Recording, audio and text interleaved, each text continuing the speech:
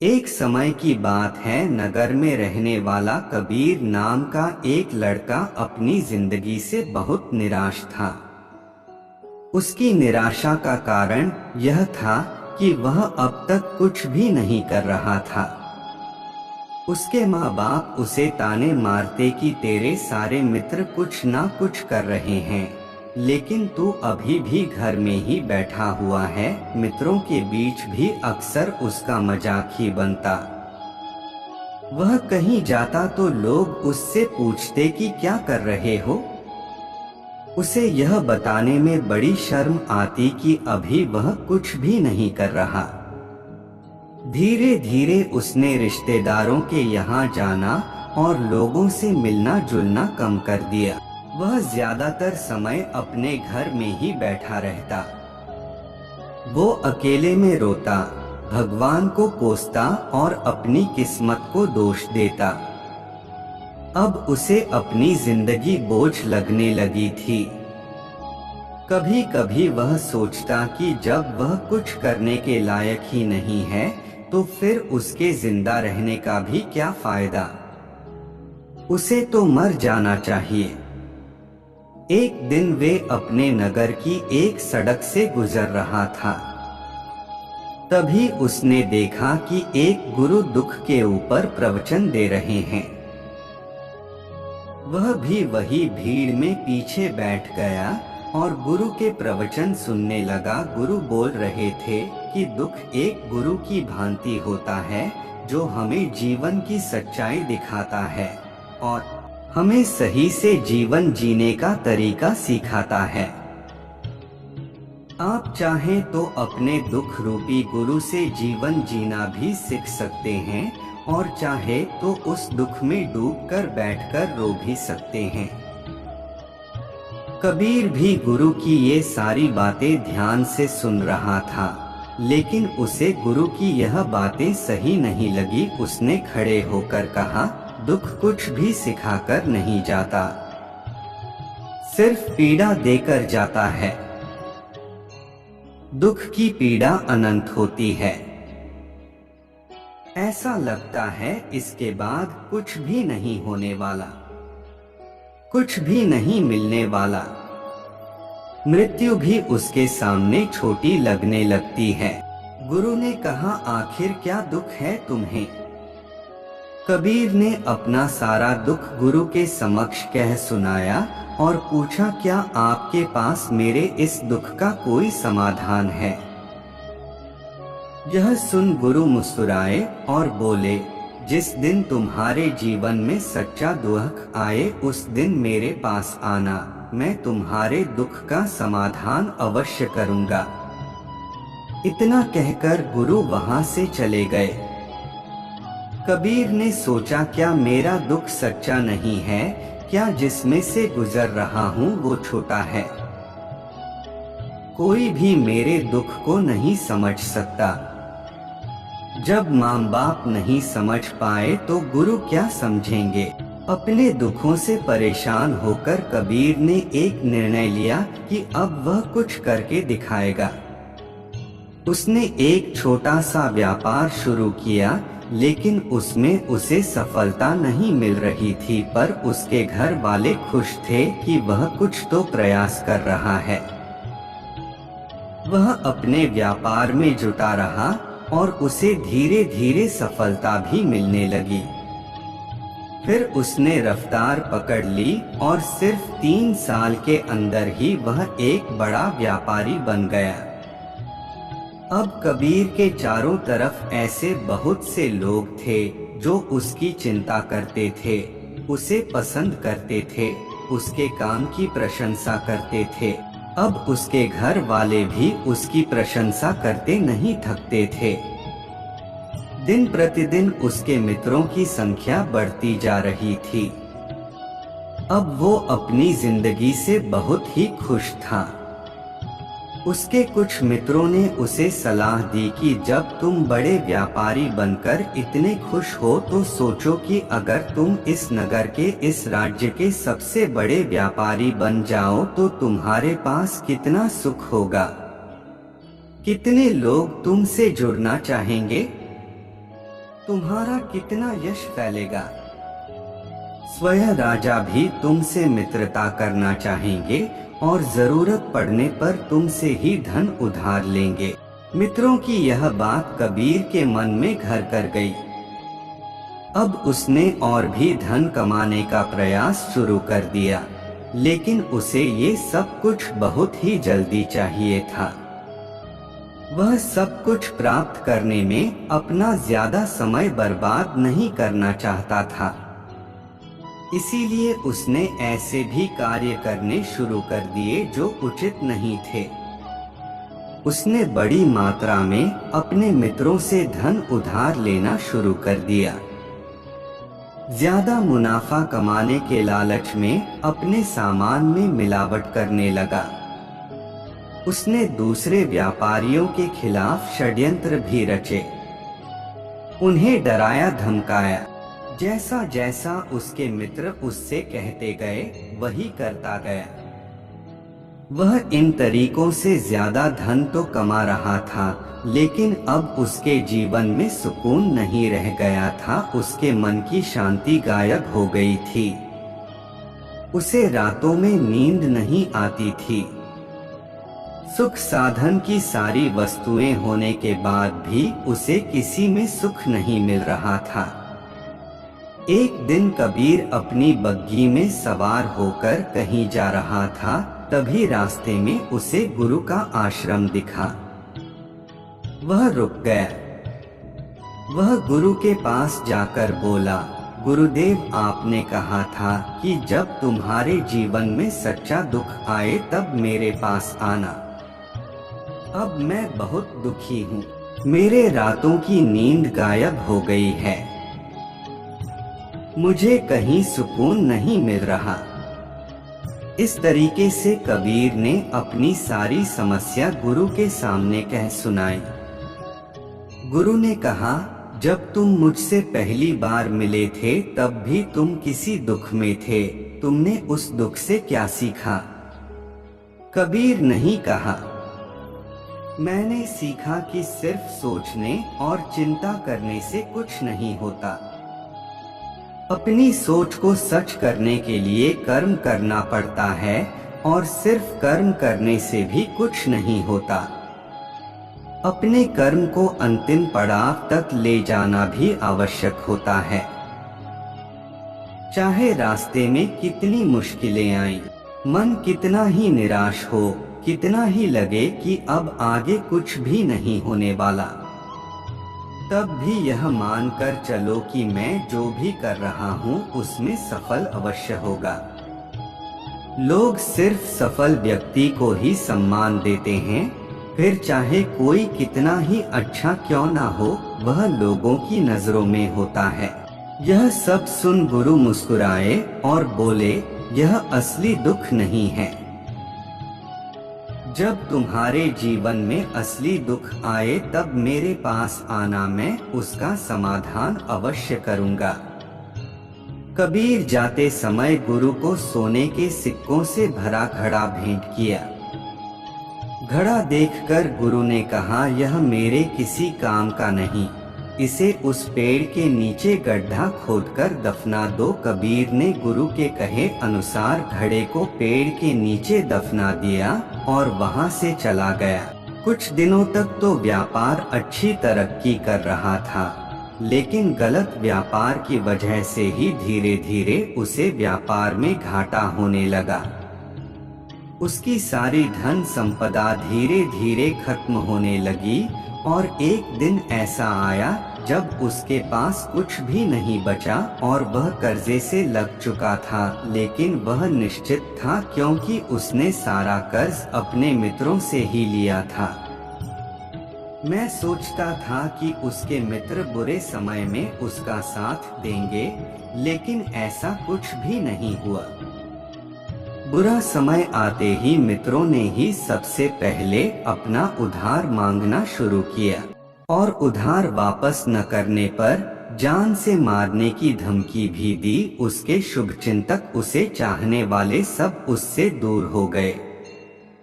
उसके वो मित्र जो उसके साथ मौज मस्ती किया करते थे, अब उससे दूर भागने लगे। उसके परिवार वाले उसे उसकी गलतियां और कमियां गिनाने लगे। उसकी सारी संपत्ति नीलाम हो गई और उसके पास कुछ भी नहीं बचा। उसने अपने पिता से सहायता मांगी, तो पिता ने कहा, मेरे पास ये थोड़ी सी ही संपत्ति है, अगर मैं यह भी तुम्हें दे दूंगा तो तुम्हारी माँ को कहाँ रखूंगा? यह संपत्ति हमारा आखिरी सहारा है। कबीर के भीतर बहुत गहरा दुख था। उसके आसपास ऐसा कोई भी नहीं था जो उसके दुख को समझ सके, उसे संभाल सके। लोगों से मिले इस धोखे और विश्वासघात की वजह से वह अंदर तक टूट गया। उसे लगने लगा, अब जीने का क्या मतलब? अब तो मृत्यु ही एकमात्र सहारा है, वो है आत्महत्या करना। वह एक भारी की तरफ जा रहा था कि तभी उसे याद आया, गुरु ने कहा था, जब तुम्हारे जीवन में असली दुख आए तब मेरे पास आना। कबीर गुरु के पास गया और अपना सारा दुख सुनाया। वहीं आंखों में आंसू भरकर बोला, मेरे इस दुख का समाधान कीजिए। गुरुदेव गुरु ने कहा, जब तुम्हारे जीवन में असली दुख आए तब मेरे पास आना, मैं उसका समाधान अवश्य करूंगा। कबीर ने कहा, क्या अभी जो मेरे जीवन में घट रहा है वो दुख नहीं है? आखिर असली दुख होता क्या है? गुरुदेव गुरु ने कहा, सबसे पहले तुम ये बताओ कि तुमने अपने इस दुख से क्या सीखा? कबीर ने कहा, मैंने सीखा कि जो लोग हमारी सफलता, हमारी तरक्की की वजह से हमारे जीवन में आए हैं, वो हमें धोखा अवश्य देंगे, क्योंकि वह बुरे समय में हमारे साथ खड़े नहीं होंगे। वह केवल अच्छे समय में हमारा फायदा उठाएंगे और बुरे समय में छोड़कर चले जाएंगे। भरोसा केवल उन्हीं लोगों पर करना चाहिए जो हमारे बुरे समय में, असफलता के समय में हमारे साथ खड़े रहते हैं। लेकिन ऐसे लोग बहुत ही कम होते हैं, पर जिसके पास होते हैं उन्हें उनकी कदर करनी चाहिए, उनका अपमान नहीं करना चाहिए। मैंने यह भी सीखा कि कभी किसी के खिलाफ षड्यंत्र नहीं रखना चाहिए। ईमानदारी और धैर्य के साथ अपना काम करना चाहिए और कभी लालच नहीं करनी चाहिए। अपना सारा दुख और अनुभव बताने के बाद कबीर आंखों में आंसू भरकर गुरु के सामने बैठा रहा। थोड़ी देर बाद गुरु उठे और उस पेड़ के नीचे गड्ढा खोदकर वह घड़ा बाहर निकाला जो सोने के सिक्कों से भरा हुआ था, और उसे कबीर को दे दिया और कहा, जब तुम्हारे जीवन में असली दुख आए तब मेरे पास आना। कबीर ने गुरु को धन्यवाद दिया और उन्हें प्रणाम करके वहां से चला गया। उसने उस ढंग से एक छोटा व्यापार शुरू किया। अब वह एक छोटा व्यापारी बनकर भी खुश था। उसने पूरी लगन और ईमानदारी से व्यापार किया। देखते ही देखते वह अपने नगर का फिर एक बड़ा व्यापारी बन गया। उसका जीवन खुशियों और सुविधाओं से भर गया। लेकिन कोई कितना भी अच्छा हो, कितना भी अच्छा काम करें, दान करें, पुण्य करें, लोगों की मदद करें, लेकिन जीवन में दुख तो आता ही है। तो कबीर के जीवन में भी दुर्ख आया। उसके माता पिता की मृत्यु के रूप में वो दोनों एक ही दिन मृत्यु को प्राप्त हो गए। कबीर अपने माता पिता से बहुत प्रेम करता था, इसलिए उसे उनकी मृत्यु से बहुत गहरा आघात पहुंचा। वह उन दोनों के पार्थिव शरीर को शमशान घाट ले गया, जहां उनकी अंतिम क्रिया की गई। वहां उसने अपने माता पिता के शरीर को जलते हुए देखा तो उसका मन बेचैन हो गया। उसके अंदर बहुत से प्रश्न उठने लगे हैं। घर वापस आया तो उसने अपने माता पिता के घर और संपत्ति को देखा, जिसके लिए उसके पिता हमेशा लड़ते रहते थे। आज वह लावारिस पड़ी है। आज उसकी देखरेख करने वाले, उसके लिए लड़ने वाले इस दुनिया से चले गए। उसके पिता ने जो भी कमाया था, जो भी बनाया था, वो सब यही रह गया था। एक दिन पहले तक किसी से भी अपनी संपत्ति के लिए लड़ जाने वाले उसके पिताजी आज खुद इस दुनिया से अलविदा हो गए थे। उसका मन इसी तरह के अनेक विचारों के भंवर में फंसा हुआ था। उसे अंदर से अकेलापन और डर महसूस हो रहा था। उसे कुछ खालीपन सा महसूस हो रहा था। उसे लग रहा था कुछ तो है जिससे वो समझ नहीं पा रहा। इसीलिए वो गुरु के पास गया। उसे देखते हुए गुरु ने कहा, क्या जीवन में कोई दुख है? कबीर ने कहा, वैसे तो जीवन में कोई दुख नहीं है गुरुदेव, सब सुख है, सब अच्छा चल रहा है, लेकिन आज मेरे माता पिता की मृत्यु हो गई। इस घटना से मेरा मन बहुत दुखी और बेचैन है। गुरु ने कहा, इसमें दुखी होने वाली कौन सी बात है? एक दिन तो सभी के प्रियजनों को मरना ही है। हमेशा जीवित ना तो कोई रहा है और ना ही कोई रहेगा। एक दिन तो तुम्हें भी मरना ही है। हो सकता है कल ही मर जाओ या आज भी मर सकते हो। कबीर ने कहा, ये आप क्या कह रहे हैं गुरुदेव कि मैं भी मर जाऊंगा, पर मैं तो अभी जवान हूँ। गुरु ने कहा, इस भ्रम में तो सभी जी रहे हैं कि मृत्यु दूसरों को आती है, बूढ़ों को आती है, लेकिन बूढ़ों के सामने ही जवान मर जाते हैं, बच्चे मर जाते हैं। मृत्यु का किसी की उम्र से कोई संबंध नहीं है, ये तो सबको अपना बना लेती हैं। गुरु की यह बातें कबीर के मन में घर कर गई और वह चुपचाप वहां से चला गया, लेकिन उसका मन बेचैन अब भी था। वह कुछ खालीपन सा महसूस कर रहा था। वह पूरे दिन अपने बारे में सोचता रहता कि वह कौन है, इस दुनिया में क्यों आया है। क्या सिर्फ चीजों का उपयोग करना और मरना ही जीवन का लक्ष्य है? ऐसे ही बहुत से प्रश्न उसके मन में लगातार उठ रहे थे, लेकिन उसे अपने किसी भी प्रश्न का उत्तर नहीं मिल पा रहा था और उसका दुख दिन प्रतिदिन बढ़ता जा रहा था। इसीलिए कुछ दिनों बाद वह फिर गुरु के पास पहुंचा और बोला, गुरुदेव, मैं बहुत दुखी हूँ क्योंकि मैं यह नहीं जान पा रहा हूँ कि मैं कौन हूँ और इस दुनिया में क्यों आया हूँ। यह सुन गुरु मुस्कुराए और बोले, आज पहली बार तुम्हारे जीवन में सच्चा दुख पैदा हुआ है। वास्तव में यही है जो दुख कहलाने के लायक है कि हमें पता नहीं कि हम कौन हैं, क्यों आए हैं, क्या करना है, कैसे करना है। कबीर ने कहा, गुरुदेव, मेरे इस दुख का समाधान कीजिए। गुरु ने कहा, हम सभी इंसान जीवन भर कर इकट्ठा करते रहते हैं। हम सभी इंसान जीवन भर धन, संपत्ति, मान सम्मान, परिवार, मित्र, शत्रु, पद, प्रतिष्ठा इत्यादि इकट्ठा करते रहते हैं। गुरु ने कहा, क्या इन इकट्ठा की हुई सभी चीजों में से एक भी चीज को अपने साथ ले जा सकते हो? कबीर ने कहा, नहीं गुरुदेव, इनमें से कुछ भी साथ नहीं जाता।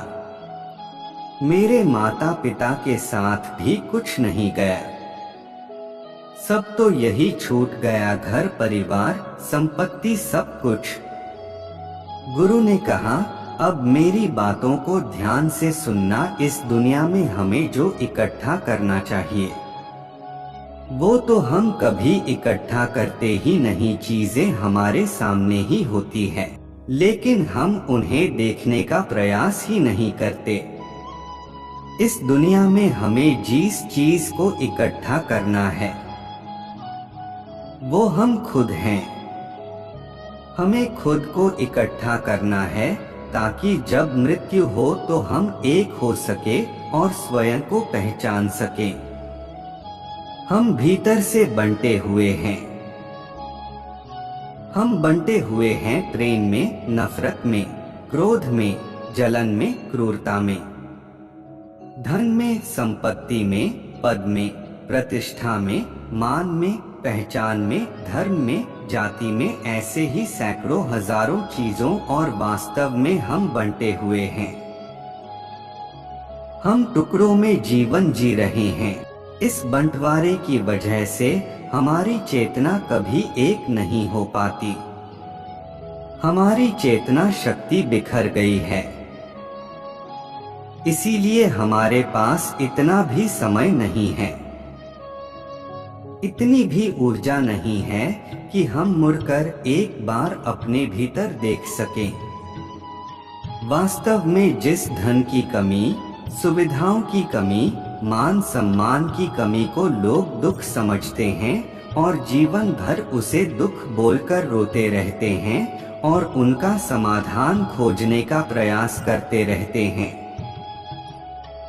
उन्हें उसका समाधान कभी मिलेगा ही नहीं। क्योंकि जिन्हें लोग दुख कहते हैं वो असली दुख है ही नहीं, वो तो सिर्फ इंसान की चाहत है, उसकी इच्छा है, जिसकी पूर्ति कभी नहीं की जा सकती। इसीलिए यहाँ व्यक्ति को ऐसे दुखों का कभी समाधान मिला ही नहीं। इसीलिए इन सब के ऊपर अगर अपने दुखों का परम समाधान चाहिए तो सबसे पहले अपने आप को इकट्ठा करो, अपनी ऊर्जा को इस संसार से वापस खींचो और एकत्रित करो। अपने ऊपर ध्यान दो, खुद पर ध्यान लगाओ। मृत्यु से पहले अपने आप को पहचान लो, ऐसे ही बिखरे हुए मत चलो। कबीर ने कहा तो क्या गुरुदेव हमें ये संसार छोड़ देना चाहिए, अपनी सभी इच्छाओं को मार देना चाहिए, किसी से प्रेम नहीं करना चाहिए, धन संपत्ति नहीं इकट्ठा करनी चाहिए, मान सम्मान की आशा छोड़ देनी चाहिए। गुरु ने कहा एक बिखरे हुए मनुष्य के अंदर से कामनाएं, इच्छाएं और वासनाएं ऐसे ही निकलती है जैसे पहाड़ से कोई पत्थर गिर रहा हो जिस पर पहाड़ का कोई नियंत्रण नहीं है सिवाय देखने, परेशान होने और कुछ खोने के। इसी प्रकार एक बिखरे हुए मनुष्य की इच्छाएं अनियंत्रित और दुखदायी होती है। उसका अनियंत्रित मन कुछ भी इच्छाएं और कल्पनाएं करता रहता है और दुखी होता रहता है। लेकिन जब व्यक्ति एकत्रित हो जाता है तो वह जो भी करता है सब उसके नियंत्रण में रहता है। तभी इच्छाएं भी उसकी इच्छा से निकलती हैं। कबीर ने कहा गुरुदेव आपने मेरे सच्चे दुख का समाधान कर दिया, आपका बहुत बहुत धन्यवाद। आपसे मैं खुद को एकत्रित करने का प्रयास करूंगा। गुरु ने कहा मानव शरीर में बहुत ऊर्जा है, बहुत शक्ति है, पर यह बेकार के कामों में बाँचकर रह गई है, चीजों में लगी रहती है। यह ऐसा ही है जैसे कि एक अत्यंत शक्तिशाली मशीन किसी बच्चे के हाथों में दे दी गई हो और वह बिना सोचे समझे, बिना किसी नियंत्रण और जानकारी के बस इसकी शक्ति को कहीं भी बर्बाद कर रहा हो। इसीलिए अपनी चेतना की शक्ति पर ध्यान दो और इसे एकत्रित करो। कबीर को अपने प्रश्नों का उत्तर मिल चुका था। उसने गुरु को धन्यवाद किया और चुपचाप वहां से चला गया।